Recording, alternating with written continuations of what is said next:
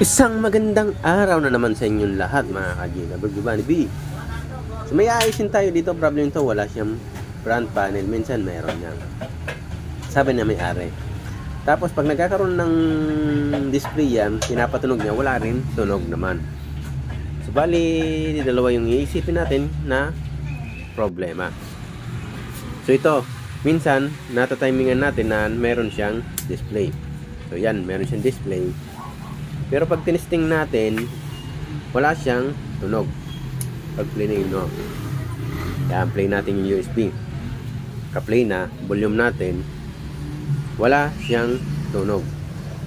Yan, naka-volume din yan. Wala siyang tunog. So yan yung iisipin natin na dalawa. Bakit minsan meron display, minsan wala.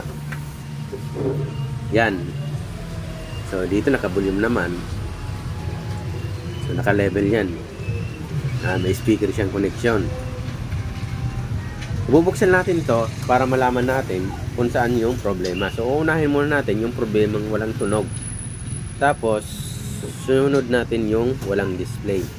So para malaman natin kung saan talaga yung problema. Minsan nawawala, minsan meron. Tara, let's get started.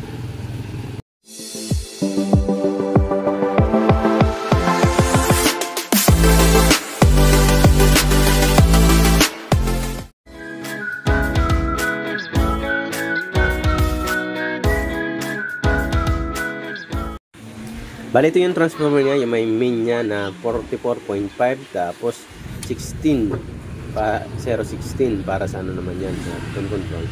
So bali ito yung iisipin natin muna kung bakit walang tunog. So napansin ko sumabog yung fuse. Yan, kita nyo naman sumabog yung fuse. So bakit kaya? May posibilidad na may sira yung output or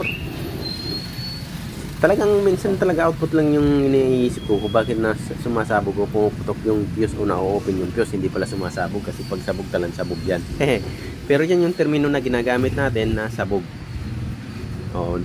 Pero talang tunay niyan na-open siya, wala na siyang continuity, kaya hindi na nagana. So aalamin natin, siyempre tanggalin natin yung fuse, baklasin natin. So mga dapat natin munang i-check yan, itong mga resistor na to, baka na-open to pag may shorted na output. Pero pag walang shorted na output, may posibilidad na hindi yan open. Tapos yan mga maliliit na dyan na mabababa yung value, 4.7 ohms yata yan. Kinicheck ko rin yan pag may shorted na output. Pero pag walang shorted na output, walang open dyan kadalasan. Pero check pa rin natin para malaman natin. So yan yung fuse. So kailangan natin tanggalin muna tong fuse. So nung pagtanggal ko nito, may charge pala yung, kita nyo, may charge pala yung capacitor. Nagkamali na naman tayo mga ka-G-lovers. Tapos tayo. So bali naapektuhan yung isang fuse. Dahil may charge pala yung capacitor, nakalimutan ko. So bali yan mga ka-G-lovers, mga dapat natin i-check pag nag-check tayo. So unahin muna natin yung mga output, yung sinabi ko sa inyo, i-check natin yung output niya. So ito, titingnan natin kung ilang ohms. Kadalasan sa 5 auto 98 ohms to 100. So dito natin alam kung ilang ohms na siya. So pwede rin wala o meron. So tingnan nga natin, depende kasi sa nakabias na resistor niyan. So 2.5K, 2.3K, parang ganon. So ayusin lang natin yung multimeter natin, hindi makita. So pag chinik natin as 2 point something, 2.3K. So ibig sabihin wala naman mag-buzzer, hindi naman shorted. So ito 1.9K. Ito mga to. So ganun din. 2.3K. So may posibilidad talaga mga ka-G-lovers na wala siyang sira na output. Ba't kaya na open yung fuse? So hindi natin alam. Nakita nyo, nangitim pati yung fuse. Nangitim. Kaya open siya. So i-check pa rin natin itong pag may shorted. Ituturo ko sa inyo mga dapat natin i-check. Itong 4.7 ohms, yan dapat mag-buzzer yan. Tapos itong 0.25 5 watts, yan yung mga kinicheck ko. Yan, pag may shorted na output, dapat mag-buzzer yan. So yan, nakikita nyo naman, nag-buzzer yan, 0, 0. Tapos yung mga maliliit, yan, yung mga dapat natin kine-check. Na-open kasi yan mga ka-G-Lovers pag may shorted na output. Yan, yan dalawa na yan, yung 0.25, 5 watts, tapos itong 4.7 ohms. So, depende, meron din ibang value na fusible na resistor yung ginagamit. So, yan mga dapat natin i-check. Tapos yung drive nya, yan, chine-check ko pa rin yung drive nyan para sigurado tayo. Tapos pag nalaman natin okay yung drive, pwede natin i-power on na wala siyang output. Tapos i-check natin yung voltage biasing, yung kadalasan. Yun. So, dahil chinik natin, wala naman shorted na output, baka nagbigay lang yung fuse. Pero nagtataka ko, may itim siya nung na-open yung fuse. Yung isang fuse. Kasi yung isa sa baba ay hindi yung open. Kaya lang ang problema, nung pag tanggal natin, na short natin, yan pumutok. So, mali. Tayo rin nagkamali. So, hindi natin di-discharge. Nakalimutan lang mga ka-G-Lovers. So, may mga panahon talaga, minsan, may technician, nakakalimutan din yan mag-discharge. So, walang perfectong technician. So, inaamin ko yun sa inyo. Minsan, nakakalimutan ko talaga yan mga ka-G-Lovers na talagang hindi ko na-discharge yan. Nagugulat na lang ako, may charge pala yung capacitor. So, pero, ugaliin nyo pa rin, dapat ipasanay nyo sa sarili nyo na nag-discharge kayo. Lalo ang delikado kasi dyan kung nagsisolda kayo. Diba? Natunaw yung lead, nagsisolda kayo, tapos sa pag-short nyo, magtitilamsik yung mga lead nyan. So, yun ang delikado dyan. Kaya, minsan, talagang itatak nyo sa utak nyo na kailangan nyo mag-discharge. So, dito, nakalimutan ko lang, siguro dahil siguro madami tayong iniisip, may ginagawa rin pang iba. So, kaya ganun, nakalimutan natin. So, ito yung capacitor. Yan, mayroon pa siyang 38, diba? May charge kahit na discharge natin ito. 4.9 volts na lang. So, gagawin natin, syempre, lalagyan natin ng fuse to. You know. So, bago ko ito lalagyan ng fuse, syempre, di-discharge natin yan mga ka-G-Lovers. So, baka kasi may problema pang iba, paglagay natin ng fuse, automatic release. Pak, potok. So, wala naman shorted doon. Nung tinis natin sa end-to-end ng fuse, so wala naman shorted, so baka may posibilidad na fuse lang nagbigay. So mamaya paglagay natin ng fuse ito, tapos nag-good na yung biasing, nag-fuse na yung relay, so titingnan natin na kung paano natin ayusin yung display nito kasi wala siyang display. So yun yung problema pa natin na isa.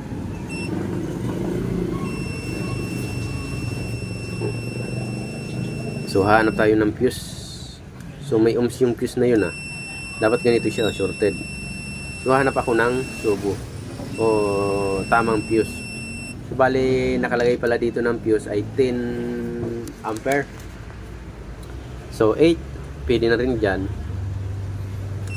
So, hanap tayo. Ito, ganito, dapat siya shorted. Yung iba, bakit may ohms? Nagtataka ako bakit may ohms. 1.2 21, 22 ohms. You know, may ohms. So, hanap ako na may sakto talaga. So, wala talagang perfectong fuse yan, dapat yan nakakuha na tayo. So, pwede natin tong ikabit.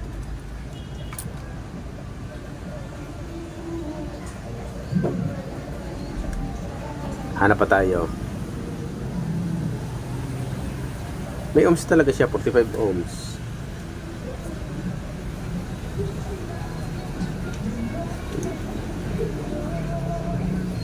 So, wait lang mga ka-G-Lovers, hanap lang ako ng talaga naka-continuity lang or mababang ohms, 71 ohms. So, gahanap ako, isa pa ang fuse yung hinahanap ko. Ito, kakuha na ako ng isang fuse. And, you know, kakuha na ako ng dalawa ng fuse. Yan, ganyan yung gusto kong hanapin. So, pwede natin itong ikabit. Lalagay natin to yan. Siyempre, bago ang lahat, yung sinasabi ko sa inyo, discharge muna tayo. Itong gagamitin natin, yung sarili niyang panaksak, tapos saka off yan, iunan lang natin bigla. So, talagang tanggal yung charge niyan pag inon natin. Yan, sa kabila, discharge na to, pero siguraduhin pa rin natin, discharge pa rin natin siya. So, bali, yan na mga ka-G-Lovers, double check pa rin natin, test natin, para sigurado. Yung pag-test natin, 2.6 volts is okay na yan. So, wala na tong problema dyan. So, sa ganyan, safe na tayo magpalit ng fuse. tulad kanina, nakalimutan natin mag-discharge, nag-spark. Kaya ayun nangyari. So okay, diba? Next natin, syempre mag-check tayo ng voltage. So check natin yung voltage para malaman natin kung good na. So wala naman tayo na-detect na shorted kanina, so pwede natin sigurong i-power on to. So ayun, makita nyo naman. So parang nag-switch on yung relay, napakinggan ko. So test nga natin yung biasing. Tapos malalaman natin kung ito muna sa may capacitor, kung yan, pumasok na yung voltahe natin, 61 volts. So 61 volts, 61 volts negative and positive. Tapos dito tayo sa lagpas na ng lagpas na ng fuse, dapat 120 plus, so 122, 61. So yan na mga ka-G-Lover, check natin yung voltage biasing. End to end na naman yung pag-test natin para malaman natin. So commonly 0.3, 0.4, 0.5. So dapat may masukat tayong ganyan. 0.3, 0.4, 0.5. So mga ganyan yung kadalasan na normal niyan. So meron tayong nasusukat na, so nag-reading pa automatic kasi ito. Wala tong diretsyon DC na. Kaya po ni-read niya pa 0.4. Good. Sumunod, ganun din, 0.4. Almost the same. Sumunod, 0.5. Yan, 0.5 sumunod. Ito na yung pang-apat, 0.4. Ay, panlimay na yan, 0.4. 0.4 din. Yan. Ngayon, next, 0.4. So, tumataas yung camera natin, ha. Ngayon, pinakalas na.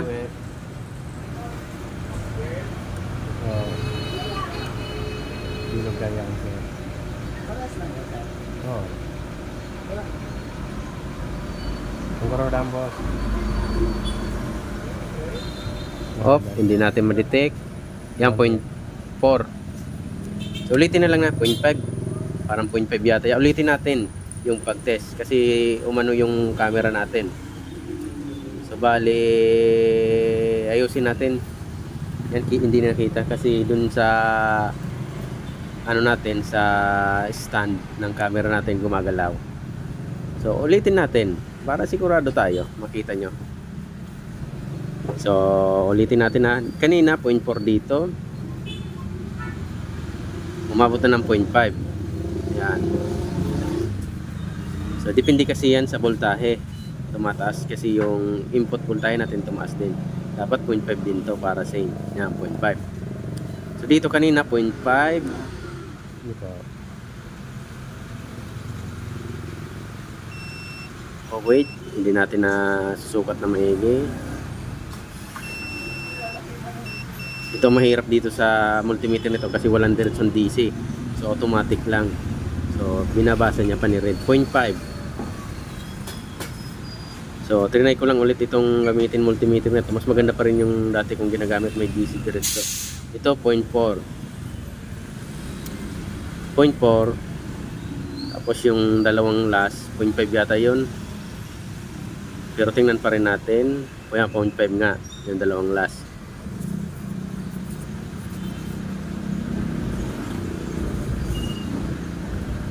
Wait.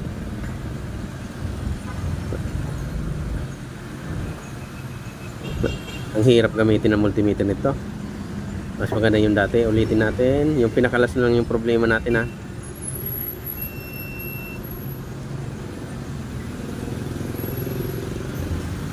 Yun, 0.5. So, okay naman yung biasing. Siyempre, next natin, try natin i-test tong tong drive.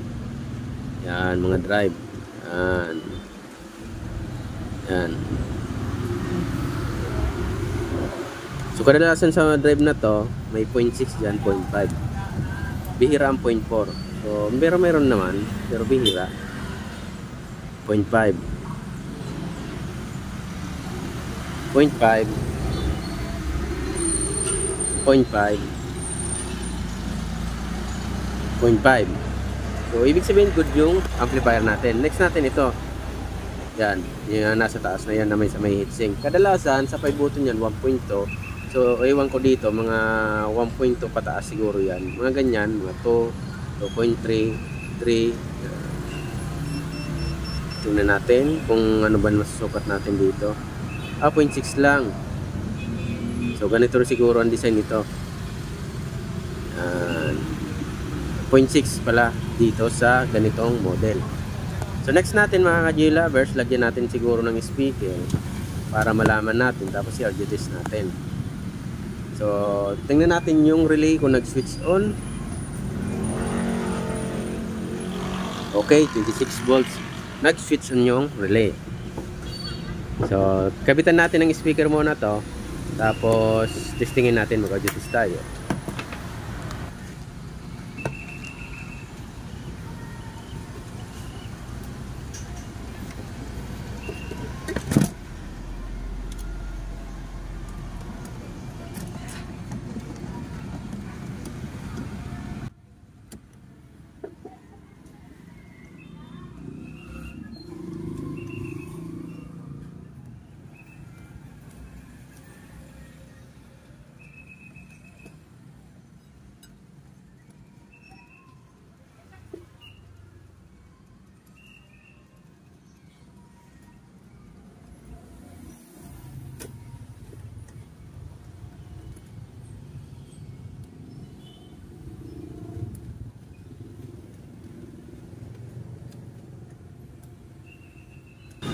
Yan mga ka-J-Lovers, almost tapos na tayo sa pagkabit ng speaker.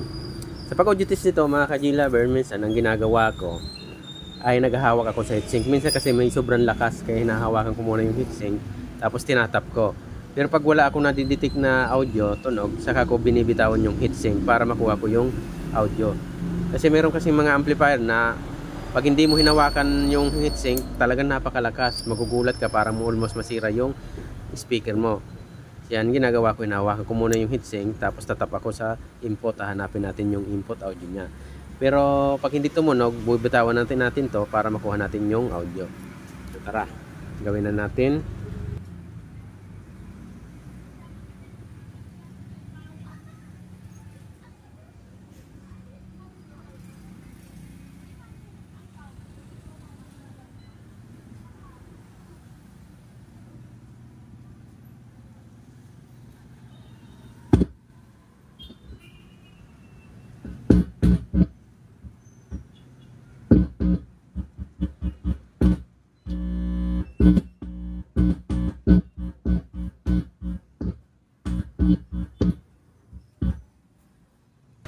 So, bala yan mga ka-J-Lovers, kita nyo naman, both left and right, okay na yung audio natin. Yan.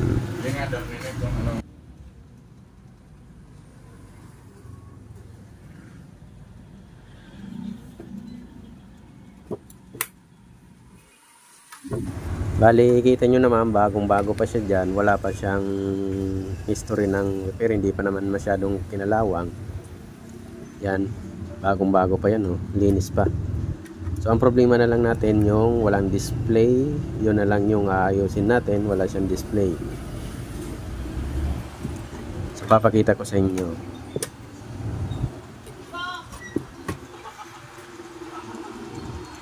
So, kita nyo, wala siyang history pa masyado ng repair. So, hindi pa nare-repair. Malinis pa. So, kabit lang natin to, tapos yung sa display na lang yung ayusin natin. So, papakita ko sa inyo na wala siyang display, pero okay na yung amplifier natin.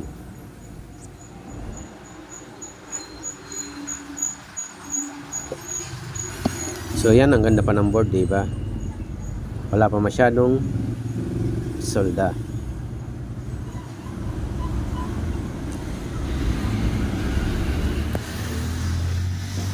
So, ipapakita ko sa inyo kadalasan na tinatamaan pag wala siyang display. So, dito sa connection na to kadalasan. So, feeding IC na yan, yan logic IC na yan, or dito sa connection. Tingnan nyo, nandyan nakalagay yung clock nya. So, pag tinanggal natin to, ito, yan, kita nyo may kalawang siya ng konti. So lilinisan ko na lang yan. Yan, konti. Pero ang pinakagrabe niyan, kaya wala tong display, ay itong connection na to. Yan, lilinisan lang natin yun na.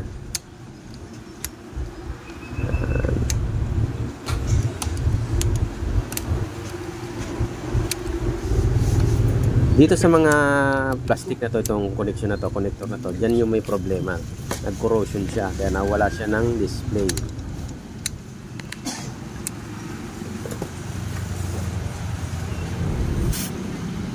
Nilinisan lang natin.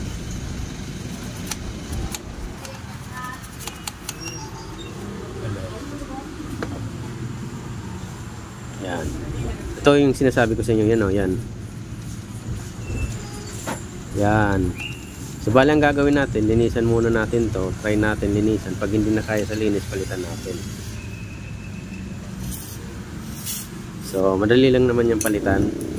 So, papakita ko sa inyo kung paano natin siya palitan. So ayan, ito na siya, oh, tinanggal ko. Nangitim na. Talagang nag-corrosion na siya. Dahil sa grabe na tong corrosion, so palitan na lang natin siya. So hanap ako ng pampalit, so madali lang yan hanapan. Bali ito yung nakuha kong pwedeng i-match na ipampalit. So kukunin natin yan, tapos kukunin lang natin.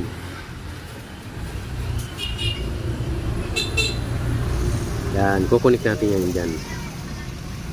So nung trinay ko kasi, nilinisan ko, hindi gumana. Kaya obligado tayo magpalit. So yun o, yung dalawa ang tinanggal ko, pinalitan natin nito. Yun o, pinalitan na natin. Yan, dalawa. Yan. So pwede na tayo mag-testing nito para malaman natin na okay na talaga. So yan yung problema kadalasan.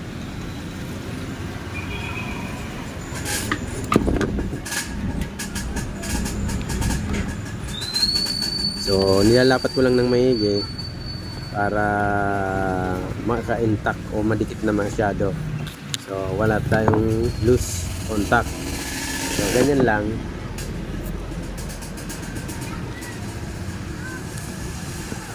Yan yung mga IC na nagpapatakbo dun sa display natin. Yan, meron pa yan dito pinaka-IC main. Yan yung pinaka-main nya. So tara, power on natin. So kita nyo naman, okay na yung display nya. So testingin na rin natin yung sound nito kung okay na rin. So patugtugin natin.